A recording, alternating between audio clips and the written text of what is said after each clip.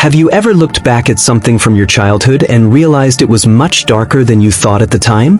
I was only 7 when this happened, and my memory of it is foggy, but over the years, my parents have filled in some gaps, and the details that do stick out are haunting. So, here it goes. Being an only child has its ups and downs, but one great part was how involved my parents were in my life. Every Halloween, they'd turn our basement into a haunted house for charity. It was nothing professional, just old decorations, strobe lights, spider webs, and a lot of effort to make it memorable.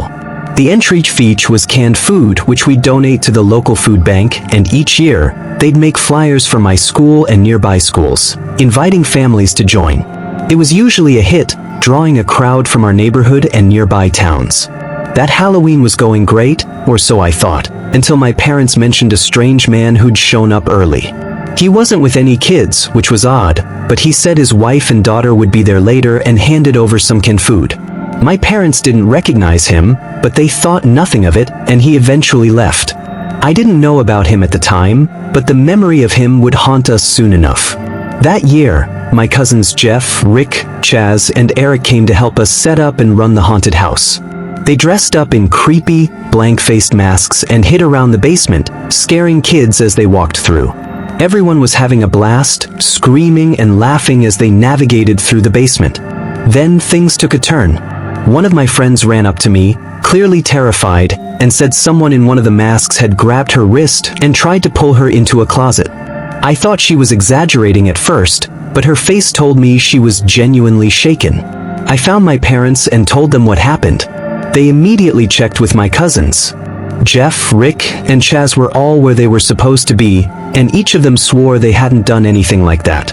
But then my parents noticed Eric wasn't at his post. He came running back downstairs a minute later, saying he'd gone upstairs for a break and came back to find his mask missing. He thought one of the others had taken it as a prank. Alarmed, my parents quickly shut down the haunted house, sent everyone home, and called the police. They did a sweep of the house but found nothing out of the ordinary. I tried to brush it off and eventually fell asleep, but later that night, I was jolted awake by a soft knocking on my bedroom window. Too scared to get up, I pulled the covers over my head, hoping it was just a tree branch tapping in the wind. The knocking stopped, and I managed to drift back to sleep. But a few hours later, I woke to a different sound, a frantic scratching against the window frame. My heart pounded as I forced myself to throw off the covers and rush to the window. I yanked open the curtains, and there, inches from the glass, was a person in an anonymous mask staring back at me. I screamed, and my parents ran in, but by the time they looked, he was gone. The police came back and searched the yard but found no trace of him. Months passed, and things slowly returned to normal, or so we thought. One day, I came home from school to find an anonymous mask lying on my bed.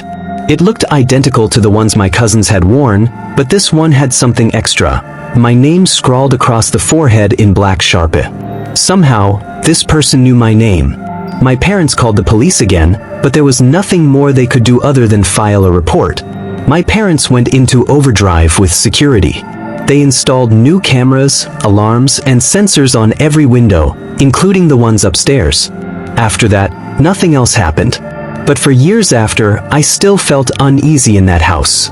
Late at night, I could swear I heard faint scratching at the window or soft tapping sounds. I was terrified of sleeping in my own room, and it never really went away until I moved out.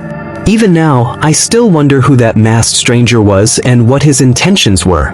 Every time I see those blank-faced masks, I feel that same chill from all those years ago. If you ever hear tapping on your window in the middle of the night, maybe, just maybe, don't look. And if you want to hear more spine-chilling tales like this, please like, subscribe, and turn on notifications for more terrifying stories.